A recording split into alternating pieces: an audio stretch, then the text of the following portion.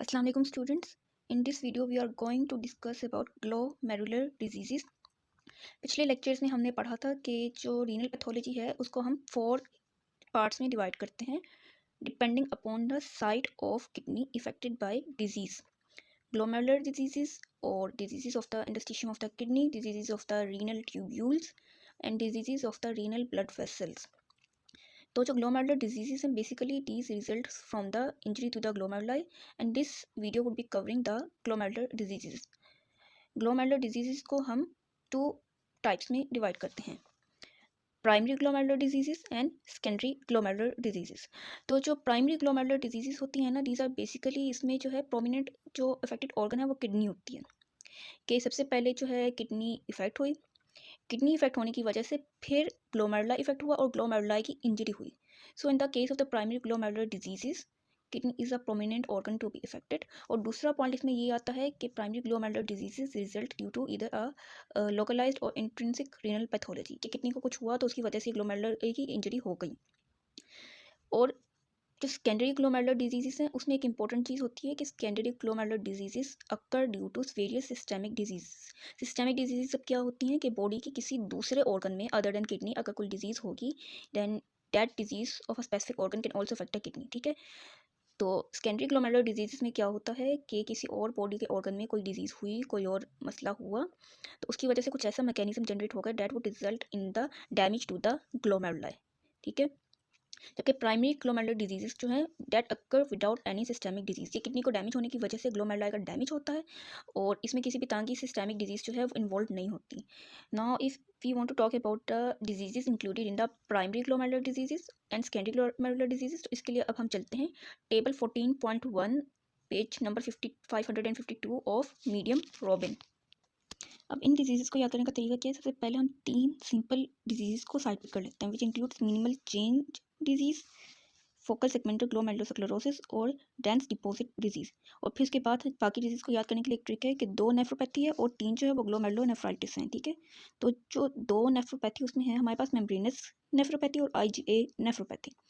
और जो ग्लोमेरुलोनेफ्राइटिस 3 है उसमें आते हैं हमारे पास acute post infectious glomerulonephritis, membranoproliferative glomerulonephritis और तीसरा जो है C3 ग्लोमेरुलोनेफ्राइटिस. अब जैसे कि अभी मैंने बात की कि जो सेकेंडरी ग्लोमेरुलोपैथीज हैं या सेकेंडरी ग्लोमेरुलर डिजीजेस हैं वो होती हैं ड्यू टू सिस्टेमिक डिजीज, के बॉडी के किसी और ऑर्गन में कोई मसला हुआ, कोई डिजीज हुई, it can result in the injury to the glomeruli. तो वो diseases which can result in the secondary glomerulopathies या इंजरी टू द ग्लोमेरुलाई, उसमें कौन कौन सी आती है? उसमें आती है सिस्टेमिक लूपस एरिथेमेटोसिस, डायबिटीज़ की वजह से, माइलोइडोसिस की वजह से, मल्टीपल माइलोमा की वजह से, ठीक है, पॉलीएंजाइटिस की वजह से, एंडोकार्डाइटिस की वजह से, थ्रोम्बोटिक माइक्रोएंजियोपैथी की वजह से एंड सो ऑन. और कुछ डिजीजेस होती हैं जो मतलब जेनेटिक डिसऑर्डर्स की वजह से होती हैं, उसमें हमारे पास आती हैं कि एलपोर्ट सिंड्रोम, फेब्रिक डिजीज़, और दूसरा ये कि जो पोरोसाइट में नेफ्रिन प्रोटीन होती हैं और पोरोसिन प्रोटीन होती है उसमें म्यूटेशन हो जाए, it can also result in the various glomerular diseases included in the hereditary disorders. अब हमारी बॉडी में ग्लोमेरुलर डिजीज़ होती किस तरह से हैं? तो उसकी कुछ कॉजेज़ ये हैं कि या तो कोई एंटीबॉडी आके डिपॉजिट हो जाएगी ग्लोमेरुलाई में, या फिर कोई इम्यून कॉम्प्लेक्स आके डिपॉजिट हो जाएगा ग्लोमेरुलाई में, या जो तीसरी कॉज होती है जो हमने पढ़े हैं कि कॉम्प्लीमेंट सिस्टम के जो प्रोडक्ट्स होते हैं, जो उसके कंपोनेंट्स होते हैं, वो आके ग्लोमेरुलाई में डिपॉजिट हो जाए.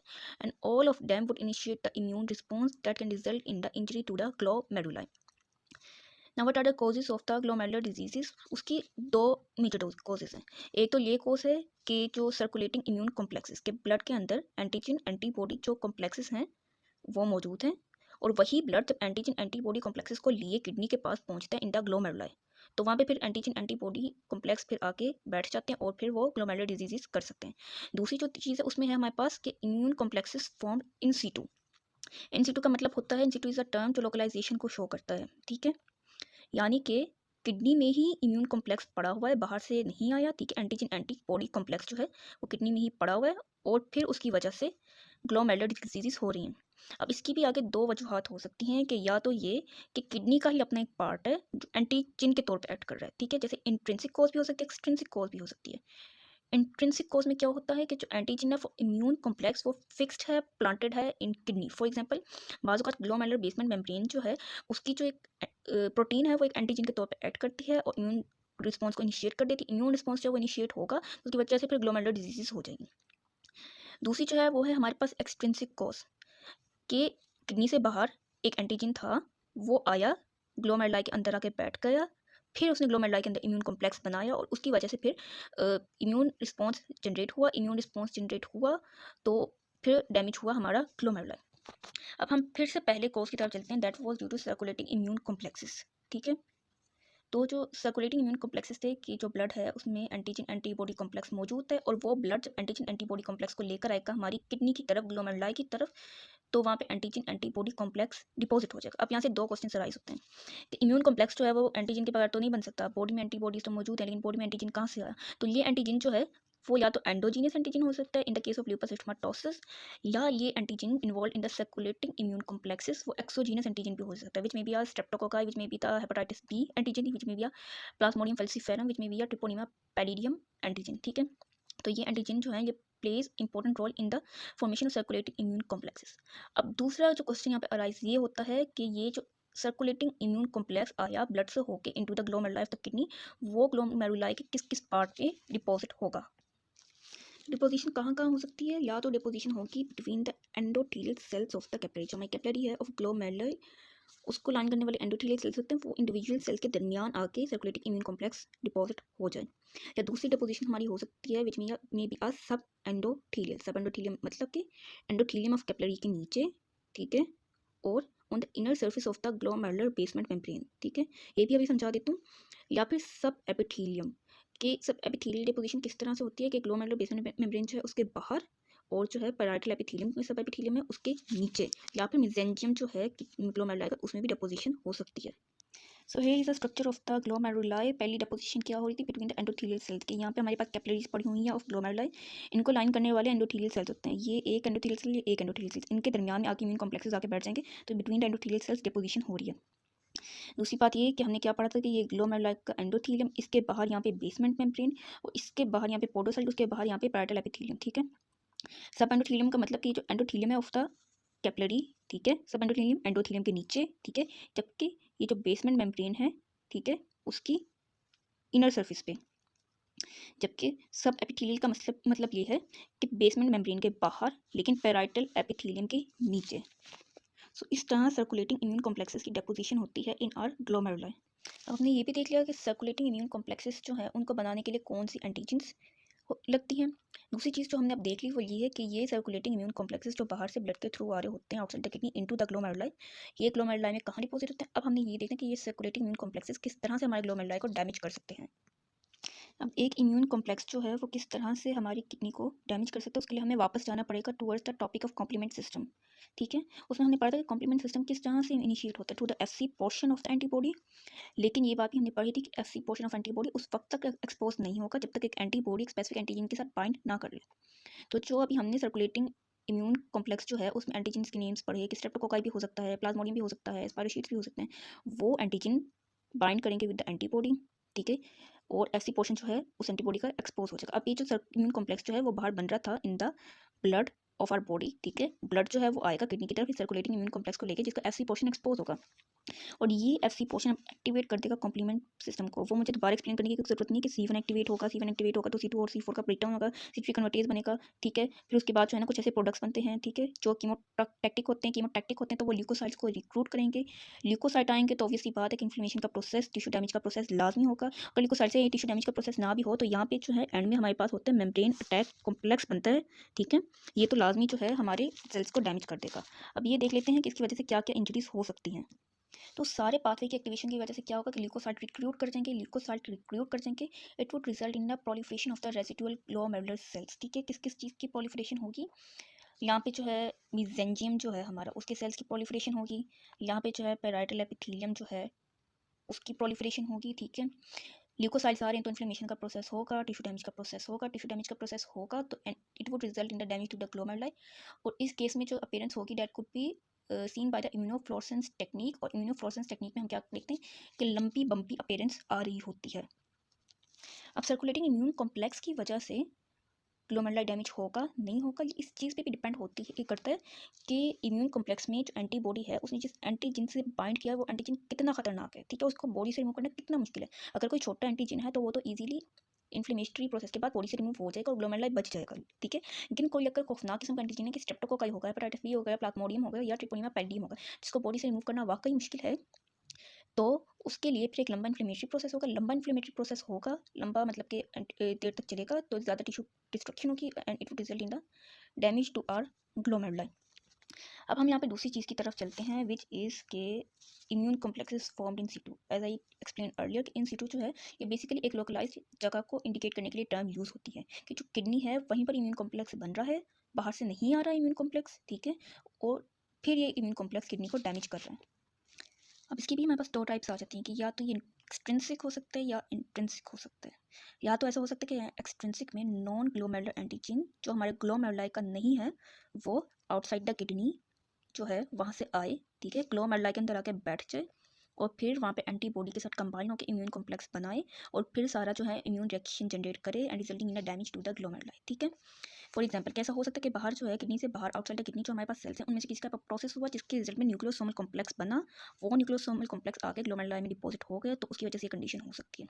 या फिर बाहर से बैक्टीरिया कोई एंटर हुआ इन बॉडी जिसका ब्रेकडाउन प्रोडक्ट जो है उसके रिजल्ट में एंडोस्ट्रेप्टोसिन प्रोड्यूस हुआ, तो एंडोस्ट्रेप्टोसिन फिर आगे ग्लोमेरुलाई में बैठ गया, प्लांट हो गया फ्रॉम आउटसाइड इन ग्लोमेरुलाई और उसने ये सब कर दिया, ठीक है। या तीसरी चीज़ हमारे पास आती है कि एग्रीगेट्स ऑफ आईजीजी डिपॉजिट्स जो हमारे मेसेंजियम में डिपॉजिट होते हैं, एक्यूमुलेट होते हैं। इस टाइप की तरफ जाएं विच इज़ इंट्रिंसिक, ठीक है, कि जो एंटीजन है which is involve in the formation of immune complex in glomeruli वो हमारे ग्लोमेरुलाई का ही एक पार्ट है, फिक्स्ड है, प्लांटेड है, वहीं पर है, बाहर से कहीं नहीं आया। इसकी एक एग्जांपल ये ले सकते हैं कि हमारे ग्लोमेरुलर बेसमेंट मेम्ब्रेन की एक प्रोटीन है वो एंटीजन का फंक्शन परफॉर्म कर रही है and this occurs in the case of Goodpasture disease. अच्छा, अब यहाँ पे एक और इंपॉर्टेंट पॉइंट है कि जो immune complexes form in situ है, यहाँ पे एक और इंपॉर्टेंट बात आ जाती है कि ऐसा भी हो सकता है कि इस केस में इम्यून कॉम्प्लेक्स बने, ऐसा भी हो सकता है कि इस केस में इम्यून कॉम्प्लेक्स ना बने। ऐसा भी हो सकता है कि पहले से एक एंटीजन जो है वो ग्लोमेरुलाई में या तो ग्लोमेरुलाई का अपना पार्ट या किडनी के बाहर की एक एंटीजन आगे ग्लोमेरुलाई में मौजूद हो, ठीक है, और फिर उसके बाद वो एंटीबॉडी को फायर करे, एंटीबॉडीज़ को अपनी तरफ खींचे। या फिर ऐसा भी हो सकता है कि इम्यून कॉम्प्लेक्स जो एंटीजन एंटीबॉडी का जो कॉम्प्लेक्स है वो ग्लोमेरुलाई में मौजूद हो और फिर वो अपने डिजास्टर्स इफेक्ट जो है वो एक्सहिबिट करे। Now what is the case of the Goodpasture disease. अब जो गॉड पेस्टर डिजीज है it is also known as anti GBM, antibody mediated crescentic glomerulonephritis. Anti GBM antibody का मतलब ये है कि जो ग्लोमेरुलर बेसमेंट मेम्ब्रेन है उसके अगेंस्ट एंटीबॉडी बनती है। जो ग्लोमेरुलर बेसमेंट मेम्ब्रेन है उसकी एक स्पेसिफिक प्रोटीन, उसका एक स्पेसिफिक पार्ट जो एंटीजन के तौर पर ऐड करता है उसके खिलाफ एंटीबॉडी बनती है जिसकी वजह से ग्लोमेरुलर बेसमेंट मेम्ब्रेन की डिस्ट्रक्शन होती है। और ग्लोमेरुलर बेसमेंट मेम्ब्रेन का ऐसा कौन सा पार्ट है जो एंटीबॉडी की प्रोडक्शन को इंड्यूस करवाते हैं, जो एंटीजन के तौर पे ऐड करता है, that is glomerular basement membrane में क्या होती है, टाइप 4 कोलेजन होता है। टाइप 4 कोलेजन की भी जो अल्फा 3 चेन होती है वो एंटीजन के तौर पे एक्ट करती है और जनरेट करती है anti GPM antibody against glomerular basement membrane. अब यहाँ पे एक लिखा हुआ है दूसरी चीज़ कि क्रिसेंटिक ग्लोमेरुलोनेफ्राइटिस। अब ये क्या चीज़ है, एंटीबॉडीज जनरेट हो गई against the glomerular basement membrane, ठीक है, तो ग्लोमेरुलर बेसमेंट मेम्ब्रेन की डिस्ट्रक्शन हो गई, ठीक है, और ग्लोमेरुलर बेसमेंट मेम्ब्रेन की डिस्ट्रक्शन हो गई तो जितनी ज़्यादा डिस्ट्रक्शन उतनी ज़्यादा बड़ी प्रोटीन बाहर निकल कर आएगी, उतनी ज़्यादा बड़ी प्रोटीन का लीकेज होगा। क्योंकि ग्लोमेरुलर बेसमेंट मेम्ब्रेन अब रप्चर हो गई तो फिर क्या होगा कि बड़ी लार्ज प्रोटीन फाइब्रिन वो प्रेसिपिटेट कर जाएगी। Here we have a glomerular basement membrane, और अगर ग्लोमेरुलर बेसमेंट मेम्ब्रेन रप्चर हो जाएगी तो ज़्यादा बड़ी प्रोटीन लीकेज हो सकेगी, तो यहाँ पे बड़ी प्रोटीन फिब्रिन जो वो लीक आउट हो जाएगी by passing through the glomerular basement membrane, ठीक है, यहाँ पे एक्यूमुलेट हो जाएगी। और अगर एक्यूमुलेट हो जाएगी, हमें पता है फाइब्रिन का क्या फंक्शन होता है कि एक्टिवेट करता है प्रोलिफरेशन ऑफ सेल्स। तो यहाँ पे जो पैराइटल एपिथेलियम के सेल्स हैं उनको ये प्रोलिफरेशन जो है उनकी करवाएगा of the parietal epithelial cells, ठीक है। और पैराइटल एपिथेलियल सेल्स की जब प्रोलिफरेशन होगी तो ये प्रोलिफरेटेड पैराइटल एपिथेलियल सेल्स आपस में कंबाइन होकर यहाँ पे एक क्रिसेंट शेप्ड अपीयरेंस बना देंगे, ठीक है, resulting in the crescentic appearance. Crescent तो समझते हैं ना, जो पहले महीने का चांद होता है, लाल कहते हैं जिसके, ठीक है, तो वो क्रिसेंट अपीयरेंस यहाँ पे बन जाएगी और इसीलिए हम इस डिजीज़ को ये नेम देते हैं। तो इन सब के बाद क्या होगा कि कैप्सूलर प्रोलिफरेशन होगी इन क्रिसेंट शेप, ठीक है। अब क्या हो सकता है in the Goodpasture syndrome कि एंटीबॉडीज जो हैं क्रॉस रिएक्ट कर सकती हैं with the basement membrane of our lung alveoli, ठीक है, तो उसकी वजह से फिर डेवास्टेटिंग इफेक्ट्स होते हैं। सो गॉड पास्चर सिंड्रोम में हमारे पास लीनियर पैटर्न ऑफ स्टेनिंग आती है जो हम देख सकते हैं बाय इम्यूनोफ्लोरेसेंस टेक्निक। सो जो हमारे पास ग्लोमेरुलर डिजीजेस हैं वो इम्यून रिएक्शन की वजह से भी हो सकती है और नॉन इम्यून रिएक्शन की वजह से भी हो सकती है। इम्यून रिएक्शन की वजह से होने वाली ग्लोमेरुलर डिजीज़ हम काफ़ी हद तक पढ़ चुके हैं, ठीक है। इम्यून रिएक्शन की वजह से किस तरह से कि वही के एंटीजन एंटीबॉडी कॉम्प्लेक्स बना, आके डिपॉजिट हुआ, वो डिपॉजिट हुआ तो उसकी वजह से कॉम्प्लीमेंट सिस्टम की एक्टिवेशन हुई, कॉम्प्लीमेंट सिस्टम की एक्टिवेशन हुई तो उसकी वजह से कुछ ऐसे कीमोटैक्टिक एजेंट्स बने जिन्होंने ल्यूकोसाइट्स को रिक्रूट किया, ल्यूकोसाइट्स आए तो उसकी वजह से ल्यूकोसाइट्स इन्फिल्ट्रेट्स की वजह से प्रोलिफरेशन ऑफ सेल्स हुई। जैसे मोनोसाइट्स न्यूट्रोफिल्स आए तो वो प्रोटीजेस रिलीज करते हैं, प्रोटीजेस रिलीज करने की वजह से इसके अलावा वो रिएक्टिव ऑक्सीजन स्पीशीज बनाता है और रिएक्टिव ऑक्सीजन स्पीशीज जो होती हैं वो हाईली डैमेजिंग होती हैं। या फिर दूसरी चीज़ ये कि अगर इन सबसे भी डैमेज नहीं हो रहा तो एंड में मेम्ब्रेन अटैक कॉम्प्लेक्स बनता है, वो तो साइटोटॉक्सिक होता है, वो लाजमी सेल को डैमेज कर देता है। दूसरी जो हमारे पास है नॉन इम्यून डिजीजेस, अब वो हम पढ़ने वाले हैं कि नॉन इम्यून कॉजेज की वजह से किस तरह से ग्लोमेरुलर डिजीज हो सकती हैं। इसमें हमारे पास दो एग्जांपल्स हैं, इन the case of podocyte injury and nephron loss. Podocyte injury में किस तरह से कि ये बेसिकली म्यूटेशन की वजह से होती है in the case of podocyte injury. Podocyte के केस में किस तरह से कि पोडोसाइट के केस में हमने पढ़ा था कि एक प्रोटीन होती है जो पोडोसाइट की डायफ्राम स्लिट जो है उस पर मौजूद होती है, इट इज़ नेफ्रिन मॉलिक्यूल। और नेफ्रिन मॉलिक्यूल है ये किस दूसरी प्रोटीन के साथ लिंक कर रही होती है, ये वो पोडोसिन के साथ लिंक कर रही होती है। तो नेफ्रिन और पोडोसिन के दरमियान की जो लिंकेज है it is responsible for maintaining the permeability of the slit diaphragm, ठीक है। उसकी वजह से प्रोटीन के थ्रू पास नहीं हो सकते, ठीक है। लेकिन अगर नेफ्रिन या पोडोसिन प्रोटीन जो है उसमें म्यूटेशन हो गई है, ठीक है, जर्म लाइन म्यूटेशन हो गई है, ठीक है, तो क्या होगा कि स्लिट डायफ्राम जो है फिल्ट्रेशन स्लिट्स उनका फंक्शन मुतासर हो जाएगा, प्रोटीन जो है फिल्टर नहीं हो सकेगी और प्रोटीन जो है वो लीक आउट होना शुरू हो जाएंगे, resulting in the condition of protein urea. अब पोडोसाइट की इंजरी में होता क्या है कि मॉर्फोलॉजिकल फीचर्स हमें कौन कौन से देखने को मिलते हैं। पहला ये कि effacement of food processes of podocyte. Effacement जो है उसको हिस्टोलॉजिकल टर्म्स में हम किस तरह से देखते हैं, इफेसमेंट इज बेसिकली शॉर्टनिंग। जो फूड प्रोसेसेस है पोडोसाइट्स के वो शॉर्टन हो जाएंगे, ठीक है, वो शॉर्टन हो जाएंगे तो वापस में इंटरडिजिटेट नहीं कर सकेंगे, जिसकी वजह से फिल्ट्रेशन स्टेट जो है उसकी फंक्शनिंग जो है वो मुतासर हो जाएगी। अगली चीज़ है वैक्यूलाइजेशन, कि ज़्यादा वैक्यूल जो है वो बन जाए इन द पोडोसाइट्स, ठीक है। तीसरी चीज़ जो है डेट इज़ रिट्रैक्शन, वही कि फूड प्रोसेसेस ऑफ पोडोसाइट अगर उनको रिट्रैक्ट कर लिया जाए, वापस ले लिया जाए तो फिर वापस में इंटरडिजिटेट नहीं होंगे और उसकी वजह से फिल्ट्रेशन स्लिट का फंक्शन मुतासर हो जाएगा, एंड में it would result in the detachment of the podocyte from the basement membrane. अगली चीज़ जो है डेट इज़ नेफ्रॉन क्लोज, कि किसी भी तरह की रीनल डिजीज़ हुई, किडनी की डिजीज़ हुई, ठीक है, किडनी की डिजीज़ हुई तो कुछ जो है ग्लोमेरुलाई वो डैमेज हो गए और कुछ जो ग्लोमेरुलाई डैमेज हुए उनमें ग्लोमेरुलर फिल्ट्रेशन रेट कम हो गया। और ये इंपॉर्टेंट बात है कि जब ग्लोमेरुलर फिल्ट्रेशन रेट 30 to 50% कम हो जाए फिर हमारे पास क्लिनिकल फीचर्स अपीयर होंगे सच एज प्रोटीन यूज। अब कुछ हमारे पास ग्लोमेरुलाई जो है वो डैमेज हुए लेकिन बाकी ग्लोमेरुलाई जो है वो तो अभी भी हमारे पास इंटैक्ट मौजूद है। तो जो इंटैक्ट ग्लोमेरुलाई जो है उनके अंदर अडेप्टेशन होगी उसका माल अडोप्टेशन कहते हैं। क्यों माल अडोप्टेशन कहते हैं कि उनमें हाइपरट्रॉफी होगी। हाइपरट्रॉफी हम किस कहते हैं, it is increase in size of the intact glomeruli, कि वो जो हैं जो ग्लोमेरुलाई डिस्ट्रॉय हो चुके हैं उनका फंक्शन कंपनसेट करने के लिए वो ग्लोमेरुलाई जो अभी तक इंटैक्ट अभी तक वर्किंग फंक्शन में है वो ज़्यादा फंक्शन परफॉर्म करने की कोशिश करेंगे, जिसकी वजह से उनकी हाइपरट्रॉफी हो जाएगी। क्या होगा कि इंटैक्ट ग्लोमेरुलाई जो उसमें ग्लोमेरुलर फिल्ट्रेशन रेट इंक्रीज हो जाएगा, ग्लोमेरुलर फिल्ट्रेशन रेट इनमें इंक्रीज हो जाएगा तो जो ब्लड का बहाव है थ्रू द इंटैक्ट ग्लोमेरुलाई वो इंक्रीज हो जाएगा, ट्रांसकैपिलरी प्रेशर इंक्रीज हो जाएगा, ठीक है। और अगर ट्रांसकैपिलरी प्रेशर अगर ब्लड का बहाव है ग्लोमेरुलाई के थ्रू इतना इंक्रीज हो रहा है it can result in the damage to the various part of the glomeruli, कि या तो एंडोथेलियम जो है ऑफ द ग्लोमेरुलर कैपिलरीज वो डैमेज हो जाएगा, जो पोडोसाइट है वो डैमेज हो जाए, ठीक है। तो ग्लोमेरुलाई का पोर्शन डैमेज हो रहा है then it would result in the increase in the permeability of the glomeruli. Glomeruli की परमिएबिलिटी इंक्रीज हो गई then it would result in the endothelial damage हो गया, पोडोसाइट की इंजरी हो गई, ठीक है। तो क्या होगा कि प्रोटीन और लिपिड जो है वो एक्यूमुलेट हो जाएंगे इन द मेसेंचियल मैट्रिक्स, ठीक है। इसी तरह से आहिस्ता आहिस्ता इस माइल एडॉप्टेशन की वजह से जो इंटैक्ट ग्लोमेरुलाई हैं वो भी डैमेज होना शुरू हो जाएंगे, hence the vicious cycle repeats और होते होते पूरी किडनी डैमेज हो सकती है resulting in the end stage kidney failure. तो this was all about today's lecture. मैंने बहुत कोशिश की कि अपनी समझ बूझ के मुताबिक मैंने कितना अच्छा पढ़ सकी, जितना समझा, जैसा समझा वो मैंने बहुत कोशिश की कि वो मैं अच्छे से अच्छा आप लोगों तक पहुंचा सकूं। होप सो कि मेरे व्यूअर्स को इस वीडियो से फ़ायदा पहुंचेगा। Hope so you understood well. Thanks for watching.